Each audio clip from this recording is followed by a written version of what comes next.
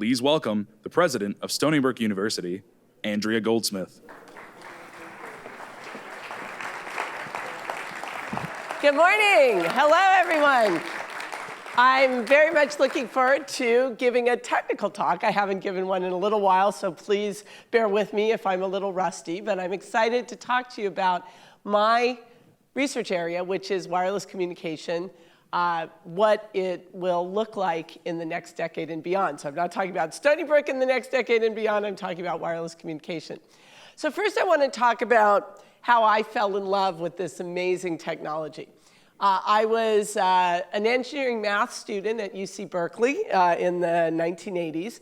And I liked math, but I wanted to do something practical. So I had an amazing advisor who suggested I do communications because it was a very mathematical side of engineering. And it was something that I thought could have an interesting practical impact, unlike math, which I didn't think could have any practical impact, even though it was beautiful. And so that was a lesson in how an advisor and a mentor can have such a big impact on your life, because if he had not suggested that I study communications, I never would have had the incredible opportunity to work in this amazing field.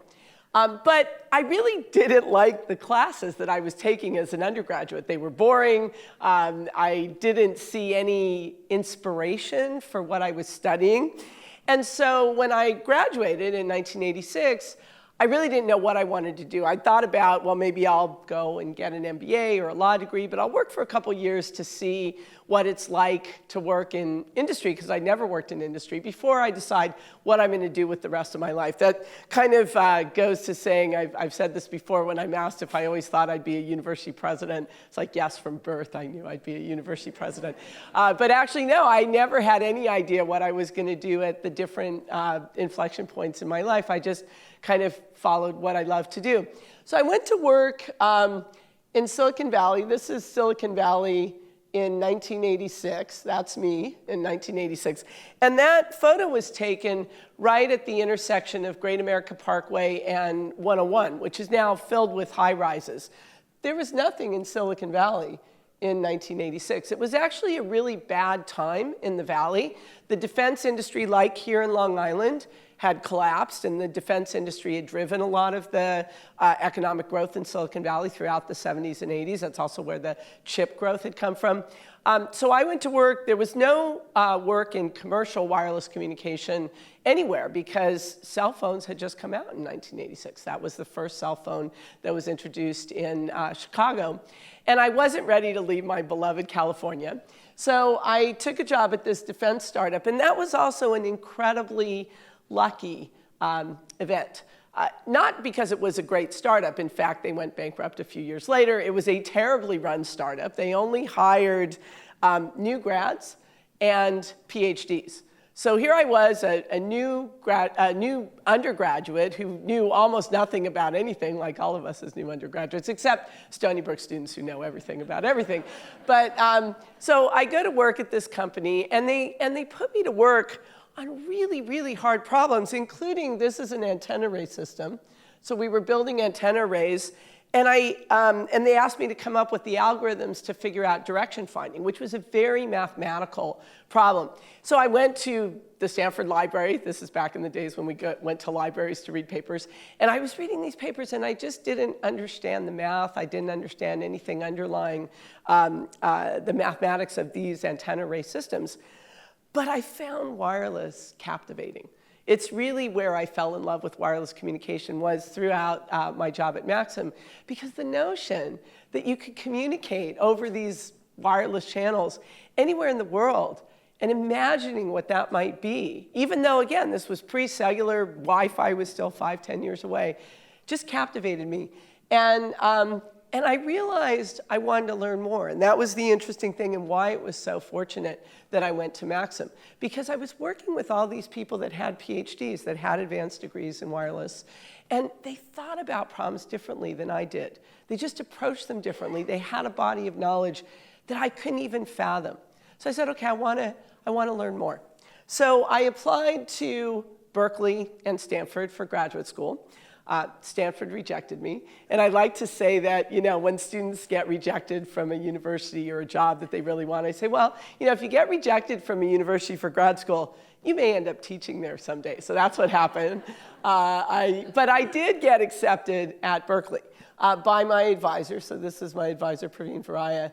And he really took a chance on me. I didn't have perfect grades or test scores, which is probably why Stanford rejected me. But he saw something about the work that I had been doing in Maxim.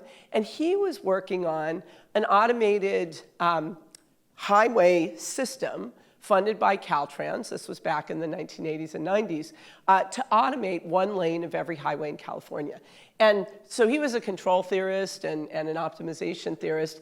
He didn't know anything about wireless, so he hired me to understand the wireless link for this automated highway system. And this is the group of researchers in Praveen's group at that time. And you can see that it's a very diverse group. He had one of the most diverse groups of graduate students. And they did amazing things. And this was also one of the first times when I saw the value of diversity in engineering, and more generally, that diversity is about excellence. And the fact that in Praveen's group, we brought together people from so many different backgrounds and experiences and perspectives, really, as a graduate student in that group and with an advisor who embraced these broad ideas, really was magical for me, my time in Berkeley. And I was also very fortunate because nobody at Berkeley, including my advisor, was doing wireless communications. There were no classes in that field. But I was fortunate to get a job at AT&T Bell Laboratories the summer after my master's degree, so summer of 1991. And the people at Bell Labs, who had been told by McKinsey in the late 1980s that there would never be more than 1,000 cell phones anywhere in the world ever. Okay, so that's what you get from a McKinsey consulting contract. So they had sent all of the brilliant researchers working in wireless communication to work on fiber optic communication. And by the time I got to Bell Labs, and by the way, this was before the split between AT&T and Bell Labs. So Bell Labs, even though it was not the incredibly magical place it had been in the 60s, it was still an amazing place to work because it had all these brilliant researchers who were full of creative ideas and really had the license to just pursue those creative ideas. So the summers I went to Bell Labs, I was working with people that knew a lot about wireless communication. And so this combination of working in my research group at Berkeley with a brilliant mathematician, Praveen was a brilliant mathematician, he got me excited about Shannon capacity theory, which I still am passionate about, and then the practical experience of working at Bell Labs on signal propagation and other areas of wireless was just really a perfect combination to put together my PhD thesis in what the future of wireless would look like back then. So I finished my thesis in 1994, just as wireless communication was really exploding. And so I've really been in love with wireless communication ever since the 1980s. I'm still in love with wireless. It's still an area that I'm passionate about. And that's why I'm really excited to share with all of you in this talk my passion about wireless. So what is the future of wireless communication? I mean, this magical technology is really important to enable so many things that we see about the future of technology in general. So if we think about Waymo cars, right? They wouldn't exist if we didn't have wireless communication. Obviously, we use cell phones and laptops connected to wireless, and we just completely take it for granted when, if you reflect back in the 1980s, we had to plug all those things into a wall. We had telephones plugged into the wall, our computers were plugged into the wall, and wireless didn't work very well at first. So that's the other interesting thing, is that the technology has evolved immensely to the point where we just take it for granted that we can download a video or do AI, cloud-based AI on our phones because we can connect to the internet through wireless signaling. And there's other things that are really exciting about wireless. So if you think about wireless sensing, where you embed sensors in buildings and bridges and all kinds of infrastructures. I was on the Golden Gate Bridge in the 1980s when they had a 50th anniversary of the bridge. And they expected maybe a couple, like 25,000 people, and they got over 100,000 people. And the bridge actually bent. We didn't know that. I was in the middle of the bridge when it happened. It's a good thing because there would have been quite a panic. But imagine if we had sensors across the bridge and we saw that when the 20,000th person walked on the bridge, that it was causing a stress and strain that was unprecedented and might lead to catastrophic failure. We didn't let more people on the bridge. So these are some of the things that we can do with wireless sensing. If we embed these wireless sensors into infrastructures, they can detect fires, they can detect a person falling, so you can also use it for elderly care or care for the disabled. This notion of pervasive sensing, and even inside our bodies. Imagine if you didn't have to go to the doctor for your annual checkup because you had these sensors inside your bodies that could detect your heart rate, your pulse, your blood pressure, and could actually detect if there was a catastrophic failure inside your body happening before you would even know.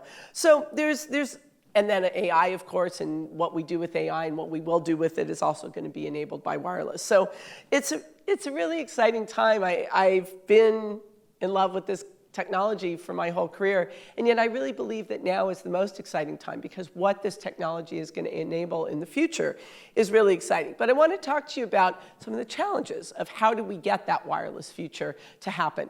And before I do that, I want to tell you why wireless is hard. And that's because of the laws of physics. Okay, so what is hard about wireless communication?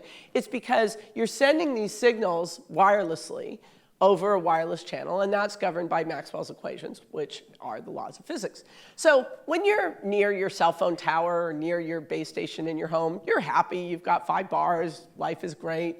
And then you move away, and as you move away from the transmitter, whether it's a cell phone tower or an access point in your home, the signal gets weaker, and you know that. Intuitively, you know that when you're driving, the signal gets weaker over distance until you go to a different base station.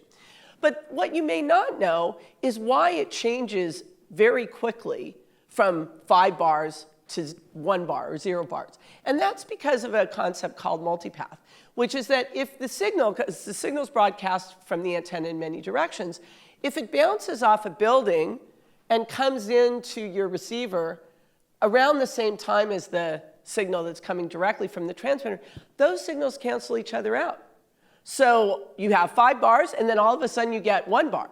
And you're really unhappy, and you can't talk, or you can't download the video. But then you move a little bit more, and that reflection no longer reflects onto your receive antenna, and you're back up to more bars, even though you've moved farther away.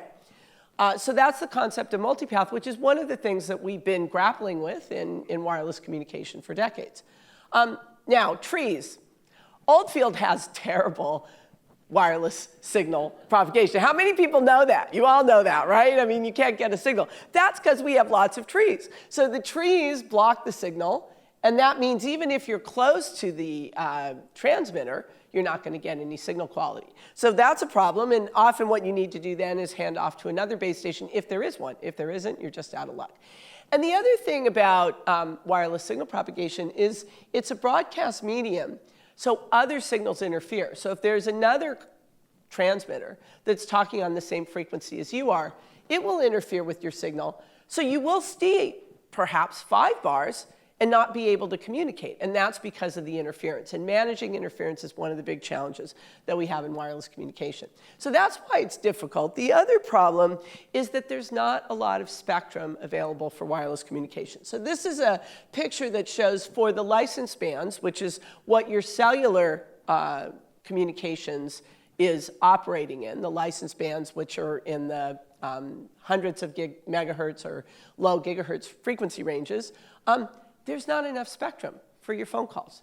And this is a projection of the spectral deficit in 2025, meaning if we were communicating over our cell phones to our cell phone providers with everything that we wanted to do over wireless, our cat videos and Facebook and Instagram and watching this lecture, we would not be able to because there's not enough spectrum to support all those calls. And in cellular communications, the bandwidth that each channel occupies, so you're given a channel when you connect to your cell phone operator, is tens of megahertz, which is roughly on the order of the data rate that you can get. So why are we able to use our phones to download cat videos and, of course, watch this lecture and all the other great things that we do over wireless? It's because there's a lot of spectrum in the unlicensed band. That's where Wi-Fi operates in the hundreds of megahertz bands. There's still plenty of spectrum up there, although it's getting more and more crowded. And the next wave, one of the more exciting areas in wireless communication research, is can we use the millimeter wave bands? So these are in the 60 gigahertz, 70, 80 gigahertz range. Now, there's plenty of spectrum up there, hundreds of megahertz of channels. So the cellular channels are 10 times smaller than Wi-Fi. So if you wonder why is it that when I connect to Wi-Fi, I can do things faster and more reliably, it's because the channels that you get, it's like if you think about a channel as a pipe, the pipe that you get from your cellular provider is a lot smaller than the pipe that you get over Wi-Fi, because there's just more spectrum for Wi-Fi. And that's much smaller, 10 times smaller than the pipe that you get if you can use these higher frequencies. The problem with using the higher frequencies is that the signal power that you get is proportional to 1 over the frequency squared. That's the only equation that I'll say in this talk. 1 over f squared. So as you go higher and higher in frequency, so if you go up in frequency by a factor of 10, you're reducing the signal power at the same place by a factor of 100.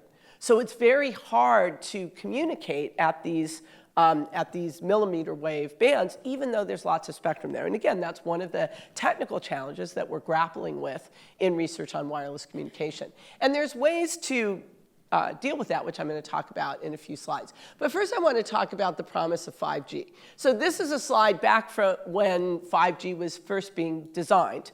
And the idea was that, well, compared to 4G, we're going to get tens of gigabits per second data rate. So that was at least an order of magnitude higher than we could get with 4G. We're going to be able to run for 10 years on a battery. Why is that important? Well, if you think about devices implanted in your body or devices implanted on a bridge as a sensor network, you can't go in and change the batteries. So you really want them to be able to last for a decade or more. Kind of like your pacemaker, you don't want to have to go change the battery every year or two.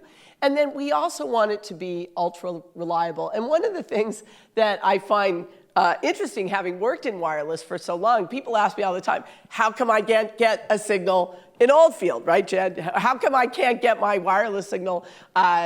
I can't make a phone call. I get this problem all the time when I'm driving to the city or driving up to Albany and I'm trying to do calls. I can't do them because the signal quality is so poor. And then people will come to me and say, how come you can't fix this? You're a wireless engineer. And, well, I'm a president now, so I don't have to worry about that. But it's because of those trees and the hills and the fact that signal propagation is just challenging in certain environments. So the notion that if we're going to be using these wireless systems, say to do telemedicine, if we want to use it for a doctor who's able to operate on a patient, so if we're here at Stony Brook and we want to operate on a patient who's somewhere across Long Island or in New York City or around the country or around the world, we have to have really reliable communications. If you think about it for autonomous driving, like the Waymo systems, what happened when the network went down? All the Waymos pulled over to the side of the road, right? Because they can no longer communicate, so they can no longer operate. So a lot of these exciting applications really need ultra reliability, which is hard to do because of the wireless channel. It's not something we control. But we can develop technology that makes it more reliable. And then the other thing that's really important is low latency. So less than a millisecond radio latency. Why do we need low latency? Again, if you're doing real-time control, then you need to be able to update the system parameters on a very tall order. So if you're using wireless communication for your Waymo that's driving down the street and a kid runs out in front of the car, or there's another car that's doing some random maneuver, you have to be able to react to it quickly. And again, the challenge of doing this low latency is both the fact that the network, it's not just relying on the wireless network, but the backbone internet as well, which can also be slow, and the wireless propagation. If the wireless propagation is changing randomly, it's very hard to guarantee those speeds. Now, so I told you all the reasons why it's very hard to guarantee all of these things. But of course, 5G promised that anyway. Why?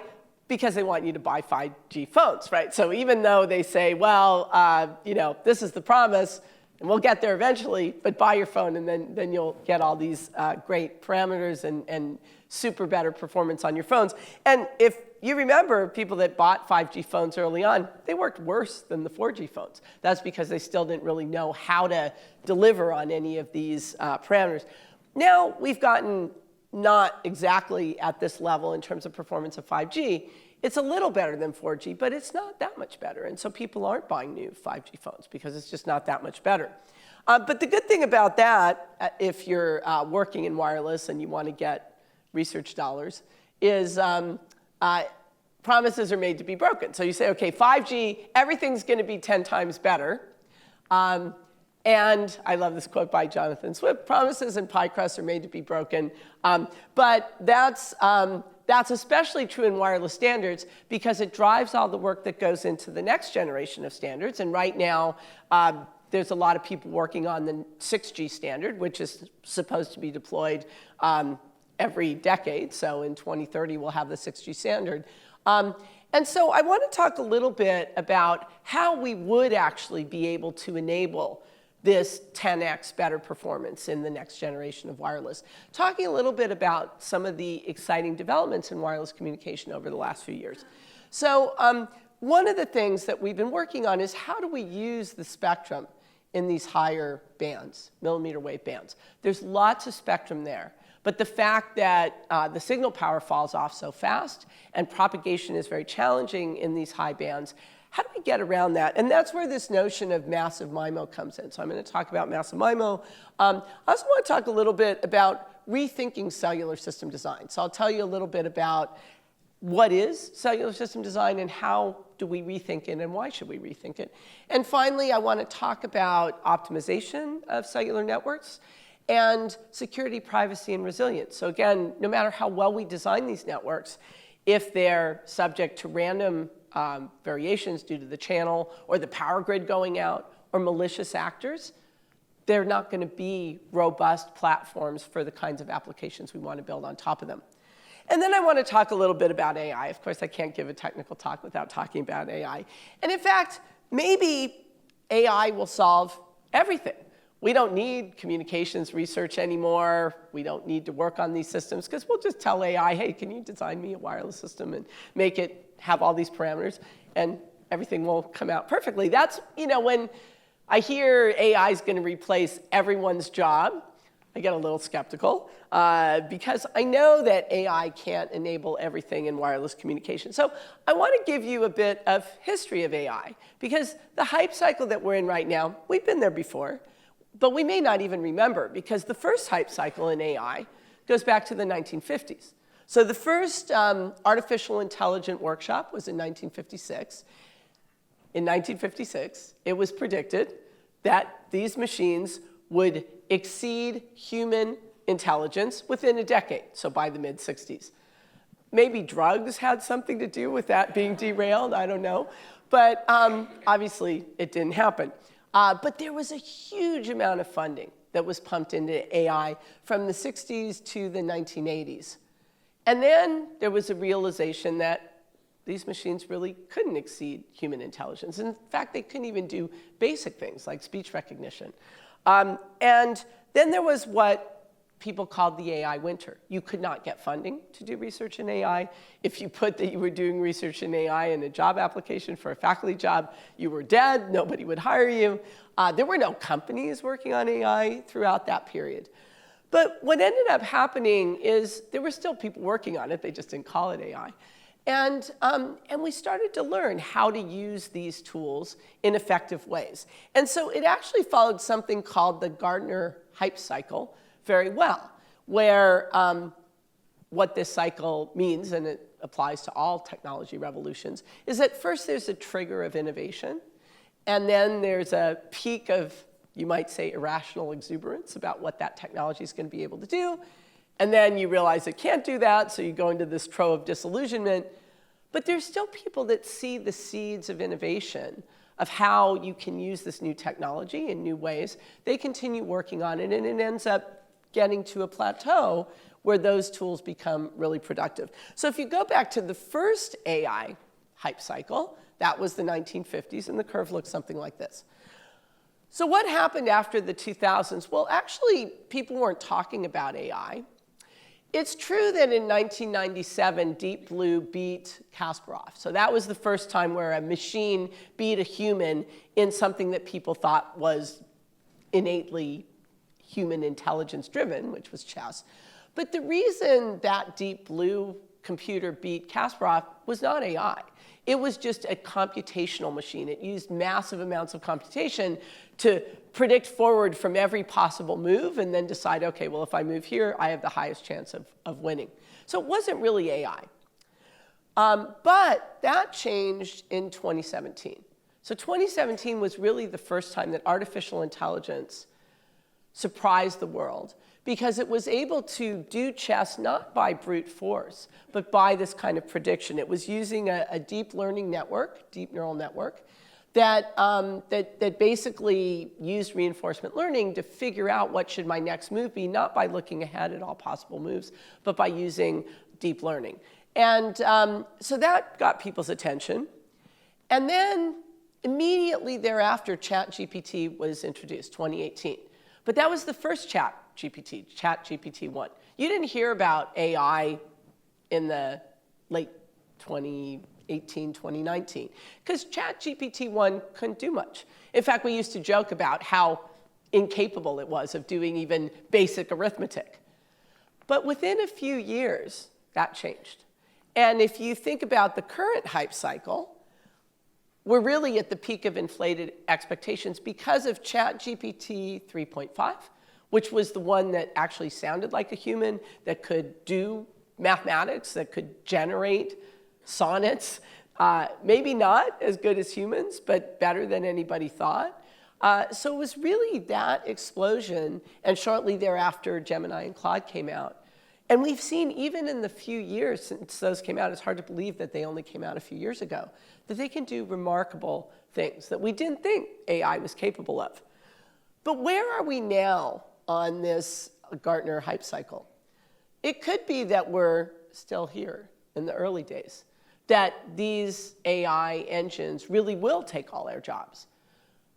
Or we could be up here, or close to that, so that what they're capable of doing today, we're hitting the point of diminishing returns. We're throwing more data at it, or more compute power is not going to get us significantly better algorithms and capabilities than we have today. And I don't know where we are. I think we're probably somewhere in the middle. So these machines are going to continue to evolve and do amazing things. We had a wonderful AI symposium here just 2 days ago with amazing posters by our students and faculty and grad students talking about using AI for everything from scientific discovery to medicine to social science. It was an incredible showcase of the power of AI today.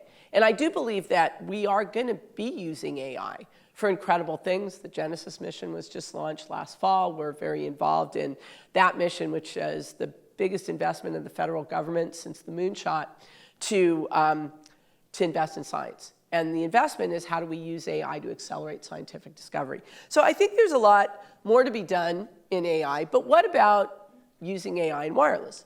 So is AI a panacea or fairly useless for designing a wireless system? As someone who knows a little bit about these systems, that question was posed to me by my graduate students in the mid-2010s, so 2015, 2016, right around the time that the deep neural network was beating a human in chess using deep learning. And I'm a skeptic when it comes to technology hype. So I said, well, I don't really want to work on AI. Everybody's working on AI. Let's just stick to our information theory and communication theory. But I was converted. So I've come to, so the question, should we jump on the bandwagon of AI? That was the question my grad student posed to me, or postdoc. Or should we run away screaming? And I started out with the run away screaming. You know, everybody's working on this. I don't see how it's going to be useful for wireless communication, and I'm not a bandwagon kind of researcher. But then it turned out that the research that we did convinced me that AI would play an important role in the next generation of wireless design. And where that came from was that we were working on chemical communications, which I'm going to talk about in a little bit. And we showed that this deep learning algorithm could beat theory. It could beat the Viterbi algorithm, which is the optimal way to detect a signal in a complex environment with a lot of memory. Because if you don't know the channel perfectly or you have a complexity constraint, AI worked better. And one of the things that taught me at a higher scale was where AI works really well is when we don't have good mathematical models or we have complexity constraints. That's why it can do so well in voice recognition. If you think about the history of voice recognition, when you would call an automated phone line and it couldn't even detect one-word differences between yes and no, that was like going back 20 years. And now it can translate different languages. That's because we never had good mathematical models for voice. And AI, using training, doesn't need a model. It can just use the data to figure out what the voice recognition is. And that's also what we saw in wireless, that if you don't have a good model or you have a complexity constraint, you can do better than theory. I also believe, as someone who worked in network resource allocation for a long time, this is, for those of you that know complexity theory, it's a graph coloring problem. It's not something you can solve except in exponential time, which means it's very computationally intense. AI already is operating in our cellular networks to do resource allocation of bandwidth and cell phone base stations and so forth. And it's also potentially a way to provide breakthroughs in security, privacy, and resilience, because it can learn things that we can't learn via mathematical models and do protection. And finally, it may be a killer app for 6G. So the operators, if you look at the stock of cell phone operators, it's not doing that well because there hasn't been a lot of opportunities to get more revenue because people aren't buying new phones. They're happy with their phones for the applications that they have. But if you could do distributed AI over wireless, that would drive a lot of data that you would want to use your phones for more than you're using them today. So that might be the driver for 6G. And so going back to the question of whether to jump on the bandwagon or run off screaming, I started running off screaming, and then I jumped on the bandwagon. And in fact, I have a book, which is outside in the display, on machine learning and wireless communication, which really talks about the way that this technology can be used in the design of wireless systems. OK, so next, I want to talk about multiple antennas, because this really drove a lot of my research, and in fact, it was the basis for my first startup. If you've been buying Wi-Fi access points for a while, you know that the number of antennas keeps going up. So there's more and more antennas. Why? Why is that? What is it that these multiple antennas are buying you? And this was really a breakthrough in wireless communication. Probably the biggest breakthrough in decades was discovering multiple antenna systems, which is multiple input, multiple output, or MIMO systems. And the reason it's such a breakthrough is if you start out, you've got, say, multiple antennas at the base station and at the access point and on your device. Well, it turns out that using math, you can transform that system into several single antenna systems. So if I have, say, 8 antennas on one side and 8 antennas on the other side, I can transform that into 8 individual systems, completely decoupled, which means that I get 8 times the data rate without increasing power and without increasing the amount of spectrum I need for my channel. So that's why it was so revolutionary. You could increase data rate as many antennas as you could put on both sides. You could increase the data rate by that amount without needing any other resources. You can also use these antennas to improve robustness and also to reduce that path loss that I talked about when the signal power falls off as you move distances. And so I did a lot of research on this in the 2000s. This notion of MIMO was actually invented by my group at Bell Labs that I worked with that summer in the 90s. And the reason that I wanted to do a startup based on this is I'd done so much research in MIMO communications. I wanted to see if it mattered in practice, and it did. Quantenna's first chip, which was the first 4x4 MIMO Wi-Fi access point chip, so 4 times the data rate as other systems, was the highest performing Wi-Fi chip, and we continued that lead for a decade. So using the research that I had done in the university, taking it into practice, demonstrated the value of our research. And the other thing it did, which I wasn't expecting, is when I went back to the university, because my heart is in the university and I will never leave, the work that I did translating research into practice really informed my research and teaching after that. So it was a really amazing experience, not just to show the impact of our research, but actually to impact research and teaching when you come back into the university. Okay, so what about massive MIMO? So I talked about this millimeter wave band, which is the new wave. It was actually introduced in 5G systems. This was going to be the solution to the bandwidth crunch for cellular. But it didn't work, and many of the operators are pulling out their millimeter wave antennas from the towers because it didn't work very well because of the laws of physics. But the promise is that in order to use all this spectrum, if you have hundreds of antennas on the base station, you can point the beam exactly where you want it to go. And that removes this power fall off with frequency. So this signal power at this device is no longer dependent on frequency because I'm channeling all the energy into this very, very narrow place. So that was the promise of millimeter wave. If we could have many, many antennas and point the beam at the receiver, then all of the challenges of wireless propagation go away. Not only the fact that the power falls off with distance, but also there's no interference because the interference has to be within this very narrow beam. So it's very unlikely to hit any particular place. And there's no multipath. If you remember that notion of the signal bouncing off a building and canceling out, there's no multipath because the reflections, there are no reflections. The signal's going directly there. So kind of like all the things that we've done over 30 years to compensate for the challenges of wireless signal propagation go away when you have these massive antennas. So the other great thing about doing this in the millimeter wave band is the size of an antenna, the ideal size, is proportional to the frequency. So as you go up in frequency, the antennas get really small. So you've got this millimeter wave antenna, which is very small. So you can fit hundreds of them on a base station. And so I like to describe massive MIMO for millimeter wave communication is the Batman and Robin of wireless communication. So they're perfectly aligned to complement each other. The problem is, that's great in theory, but in practice, as soon as you get a blocking object, that beautiful beam goes away. And so trying to do this in practice is very hard.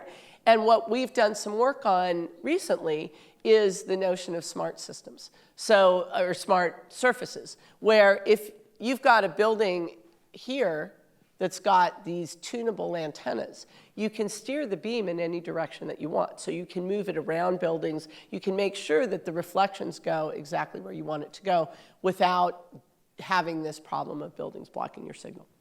So that's the notion of smart surfaces. Okay, next I want to talk a little bit about cellular system design. So the notion of cellular, this picture, a version of it, was actually designed at AT&T Bell Laboratories.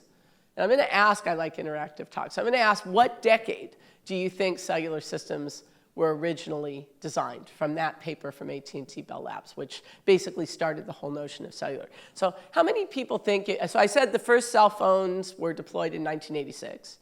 How many people think it was in the 1970s? Raise your hand. 80s? Sorry, I'm going the wrong way. 60s, 50s, 40s. It's a paper by D.H. Ring in 1948, the same year that Shannon's beautiful paper came out. So the notion of cellular has been around for a long time, and the idea is very simple. It's that you take a geographic region, you divide it up into these cells that don't overlap, you put a base station in the middle of each cell. The base stations are operating on different channels. So here, this is color-coded. But you reuse the channels, because if you didn't reuse the channels, you wouldn't have enough spectrum to do more than a single cell. So here you see that the pink cells are using the same channels, and the green cells are using the same channels. Blue cells are using the same channels. And those cells are interfering with each other. So if they're the same color, they're using the same channel, it means they interfere with each other. That goes back to what I said earlier, that interference is really the challenge, one of the big challenges in communications. So the traditional design, going back to 1948, D.H. Ring's paper, was that the system's interference limited. So you want to space these base stations out that are using the same channels far enough apart so the interference is manageable so that you can get, back in those days, it was a voice signal, and now it's a more sophisticated signal. But that was 1948. We've done a lot in wireless communication technology advances since 1948. We have the multiple antennas, which means you can steer around interference. There isn't as much interference because you're pointing the beam in the direction you want it to go, so you're not interfering with other users. We have a signal processing technique called multi-user detection, which allows you to detect an interfering signal and cancel it out, so it's gone. We have the fact that base stations can cooperate. This was actually in 3G systems. If the base stations talk to each other, then what's a cell? Because now they're coordinating with each other, so now you're merging all the cells that the cooperating base stations sit in. You can also do relaying, which changes the whole structure of the cell. So things have changed a lot in the technology, but the foundation of cellular system design has not. We never went back to that concept that D.H. Ring came up with in 1948 and said, should we redesign these systems now that we have all these sophisticated technologies in the wireless transmission and reception? And then even if you went back and said that, because I do a lot of work in Shannon theory, which is what's optimal, you could go back and say, well, what does Shannon say is the optimal capacity of a cellular system? Unfortunately, there is no known Shannon capacity for interference channels or channels with relays. So we don't really know how to design the system. But Shannon is only about data rate. What's the maximum data rate? Do we care as much about data rate, given what I talked about with all the applications? Or should we care about coverage so that we can actually finally make a phone call in Oldfield without having it go away? Or do we care about energy because we want to be transmitting to devices inside our bodies that are powered by batteries that last a decade? So then we want really low power communication, and that's more important than getting high data rates for certain applications. We haven't redesigned cellular systems to do all these things, and so it's really still an open field to think about how we should be designing cellular systems. And the other interesting thing that's still open is dynamic optimization. So if you think about, so I did a lot of work on small cells back in the, my first faculty job at Caltech in the 1990s, and we showed that small cells actually give you an exponential increase in data rates, because as you shrink the size of the cell, you get the same data rate, so you get more users at the same rate. So you get infinitely more capacity as you shrink the size of the cell smaller and smaller. We haven't seen small cells for practical reasons. People don't want to put a cell on their neighborhood. But the notion of large and small cells is really what we have today to some degree. But how do we actually optimize the parameters of these different base stations? And the way it mostly works even today is you have someone, usually a guy with a hard hat, that climbs up to the top of the tower and adjusts the parameters. They drive around and see what the signal propagation looks like. And so they set the parameters and then they go away. But we really should be doing this more in the cloud. We should be optimizing these systems in the cloud to make sure that as user dynamics change, as the technology improves, that we can adapt to the changes in technology as well as changes that happen in the course of a day.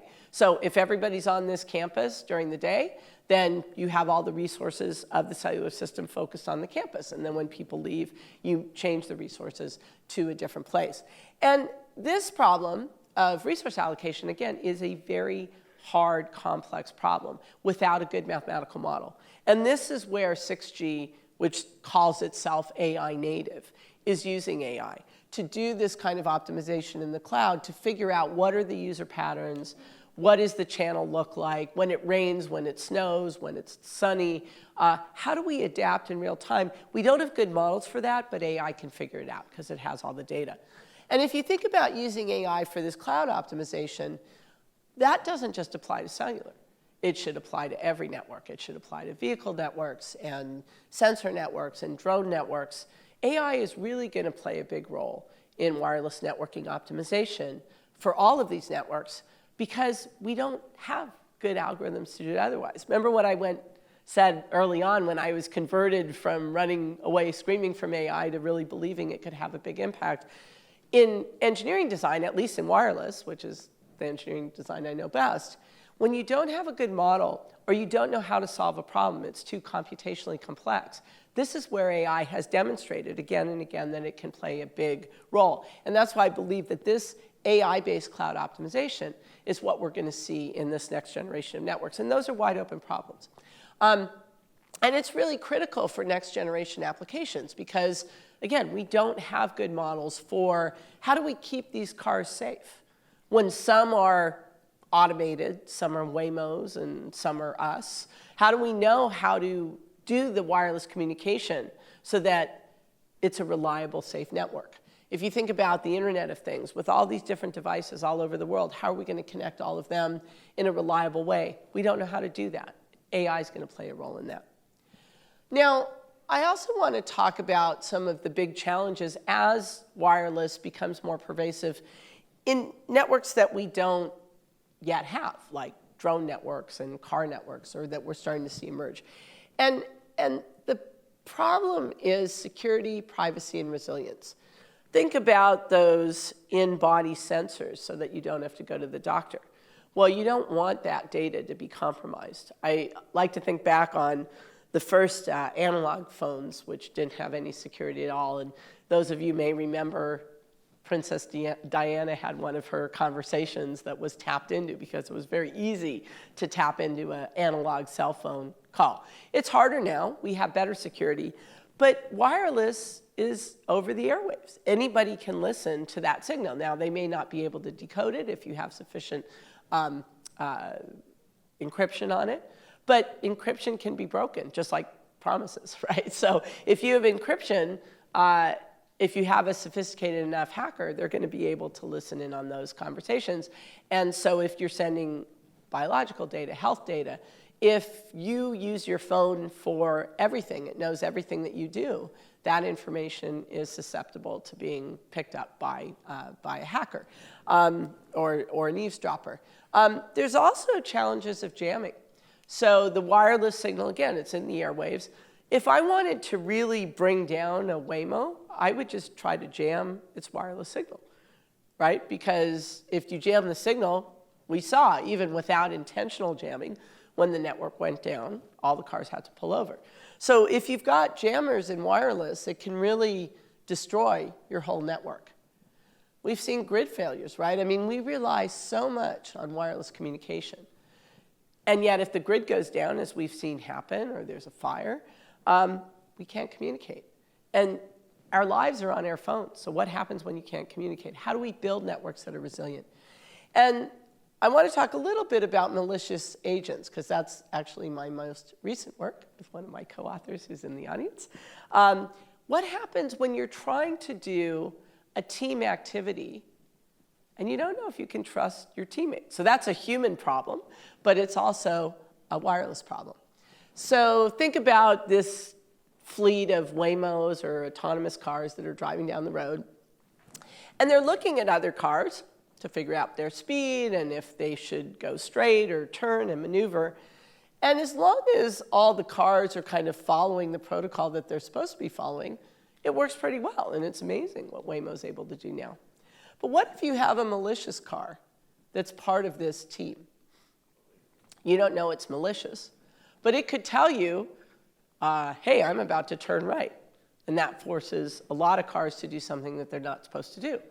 Or when you pull up to an intersection and you see a Waymo on the other side, this was one of the posters I saw with our students, you assume that Waymo is not going to go if you go. So if you go through the intersection, it's not going to, even if you don't have the right of way, you believe the Waymo is going to do the right thing and not crash into you. But what if it's a malicious car?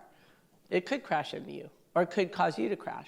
So how do we ensure that these malicious agents can't bring down our networks, can't bring down these applications that are so exciting for the future of wireless? Well, it turns out that because of all the technology around us, you can actually identify malicious agents through things like sensing. So if I'm a malicious car and I want you to think that I'm in a different place than I am, well, I can use sensors to figure out where every car around me actually is. So this pervasive sensing is a way to mitigate a malicious agent that's trying to pretend it's something else. You can also use wireless signaling. So again, the fact that the signal power falls off with distance means I can get a good idea of where the car that's talking to me is located, just based on looking at its signature. And so by taking into account the physicality of these systems, the fact that they're operating in the physical world, which obeys the laws of physics. We can harness the laws of physics to figure out which agents are malicious and which ones aren't. And this is a place where, again, this ultramassive MIMO, if I direct a signal exactly in one place, and the malicious agent doesn't hear that signal because they're in a different place, then I know it's malicious. I can take advantage of other kinds of localization effects. I can use these smart surfaces to direct signals as well. So all of the technologies that I've talked about are not just for enabling the next generation of wireless technology. It's also for keeping us safe, identifying these malicious agents, and basically removing them from the equation. And one of the papers that we did leading up to this one showed that in a team of robots or drones, we could do a consensus-based operation like search and rescue or go pick up trash. Even if half of the agents were malicious, more than half were malicious, by figuring out that they were malicious from the way they were communicating. Like if, people are thinking to go left and one wants to go right, you assign a level of trust to that agent. And we could actually get rid of the impact of half the agents in that system through these kinds of techniques. I want to just spend a couple more minutes talking about a few other ideas. So chemical communications, this was one of my favorite topics that I worked on about a decade ago. The idea was to use chemicals to transmit information. So why would you do that instead of the airwaves? Well, maybe you're under the ocean, or maybe you're going through an oil pipe, or maybe you're inside the body where you don't want to subject the body to electromagnetic waves. So we built a system with acids and bases where you send an acid for 1 bit and a base for a 0 bit. And the problem with doing that is that the channel no longer obeys Maxwell's equations, it obeys diffusion, which is a different set of equations. And the diffusion happens very slowly. So things stick around in the channel a long time. So if you send a lot of acid bits and then you send a base, it gets lost because it's a very acidic channel. And this was, so to do this kind of system, you need completely new channel models based on diffusion and completely new communication schemes. The things that we had used didn't work well because the channel was different, because the memory was very long. And this is actually what sparked my belief in AI. This was the very first use of AI in my own research through my postdoc working on this. It led to a 10x data rate increase because we didn't know how to get rid of the memory in the channel using a standard equalizer. We used AI, and it gave us this kind of gain. And one of my favorite articles that came out about my work was in the Stanford report, which showcased that we were sending text messages using Windex and vinegar. Now, you probably wouldn't want to use this for your Facebook account or your Instagram. It doesn't have very high data rates. But it was a great proof of concept, and maybe this will lead to things like in-body communication. Another really exciting work that I did, and yesterday I was over on East Campus talking to all our amazing doctors and healthcare providers about the work that they're doing, particularly for the brain. In fact, one of my favorite inauguration artifacts now is the brain, the healthy brain with my inauguration logo on it. So I started working on this for an NSF grant, and it was thinking about how do we use communications outside of telecommunications. So we looked at the brain, and the particular problem that I got interested in was epileptic seizures. So there's, when you have epilepsy and it's drug resistant, the only way to treat it is to cut out the part of the brain where the epileptic seizure starts. And so when I was talking to the doctors about this, and my research group was, I said, well, how do you know where the seizure starts? And they said, oh, well, we just look at the ECOG data and point. And so as an engineer, it seemed very unscientific, that there's instinct and experience that goes into understanding these things, but there was no engineering. So we ended up coming up with an algorithm based on directed mutual information, which actually beat the doctors. So it was basically saying the way an epileptic seizure happens is it starts at this seizure onset zone, and then these gyrations of the neurons propagate out, and then propagate out, and eventually, if they propagate far enough out, you have an epileptic seizure. So we reverse engineered that. We said, well, if we look at the signals, let's go backwards to try to find out where the signals originated. And so this grid on the ECOG, the doctors identified the green, and we identified a more targeted region, the purple, just using this algorithm. And most of the time, it matched what the doctors said, but was more targeted. This was on a small data set. And sometimes we were just adjacent to where the doctors had identified. And we never were able to go back and do a trial and say, well, where did the doctors actually resect the brain, and did it work when we matched? Did it not work when we didn't match? But it was kind of my first foray into using signal processing for neuroscience. And so as an engineer, I said, well, what if we could understand these signals to the point where we could read the signals coming off this ECOG data into an adaptive signal generator, inject it back into the brain through some closed loop control mechanism that would just cancel out the firing. And then the epileptic seizures would go away. Wouldn't that be great? The problem is there's no engineering model for the brain. So if you're designing a closed loop control system, engineers work in block diagrams, right? You've got a block diagram, you know what's happening, and you design according to that block diagram, which has all the models inside of it. We don't have a model for the brain. But nevertheless, we're seeing deep brain stimulation and nerve stimulation of the vagus nerve and other nerves that can treat epilepsy, that can mitigate the seizures, completely mitigate the tremors of Parkinson's, cure incontinence. So at Medtronic, I was on the board. You can implant a device in the back of your ankle that stimulates the nerve and cures incontinence. Small device, this big. And the vagus nerve stimulation also does that as well. Cures pain. So we're able to do this, but we don't know why it works yet. And I think that's a huge area that I'm very excited about. That's why I was so excited to be on East Campus yesterday. Collaboration between engineers, doctors, and others holds the key to breakthroughs here. And the last thing I want to say is what's next in communication technology? Quantum internet. Okay, so, and we're going to hear about that in the next panel. So what's the quantum internet? We have amazing, brilliant researchers here at Stony Brook that have built a network with entangled photons that sends quantum information across Long Island. And when I look at this map, I think about, I was in California in the fall for an event, and I went to Len Kleinrock's lab, where the very first internet packet was sent from UCLA to SRI. That was the first link. And then they built up 5 links. That was in 1969. And then eventually, the internet that we all use today moved east across the country. Today, we have the quantum internet running across Long Island. And the first link started here at Stony Brook. And we're planning to expand it to upstate New York with the $300 million that Kathy Hochul gave us. And then it's going to move west across the country. So you will see that the quantum internet started here at Stony Brook, and will eventually connect every quantum device throughout the country and around the world. Okay. And we'll hear more about that in our next panel. So I'm going to wrap up. Very exciting time for wireless communication, maybe the most exciting time ever because of the applications it will enable.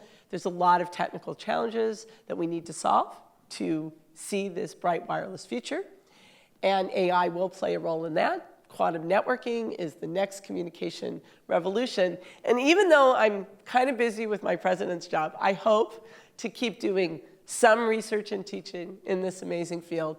And I just finished the 2nd edition of my wireless book. I completed it in January while I was being president, so it's not impossible. And it's coming out in December.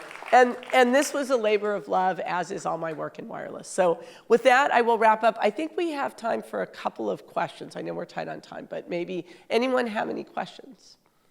Yeah, go ahead. You hinted at rain and snow. Water molecules attenuate millimeter wave, right? How do you see that? Yeah, I mean, that's a huge problem for millimeter wave communication at 60 gigahertz. So if you look at the attenuation caused by water molecules, you saw the picture of propagation where the tree causes a lot of attenuation. Well, when you go to these higher frequencies, things like rain and snow, the signal is basically at the same frequency as the water molecules, so they get stuck there.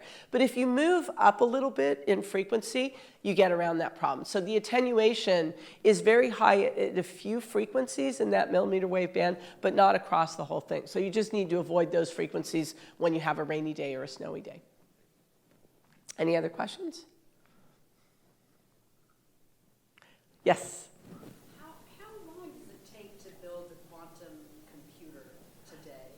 And is that going to impact, is the hardware going to impact the spread of the internet over time? And is this network, going to take decades and decades, or? Yeah, well, you could do the same Gartner hype cycle for quantum computing, because we've been saying that quantum computers are 5 to 10 years away for many, many, many years. Just like AI, I don't know where we are with quantum computing. There's 4 different modalities to do quantum computing, and different researchers are doing, working on those things.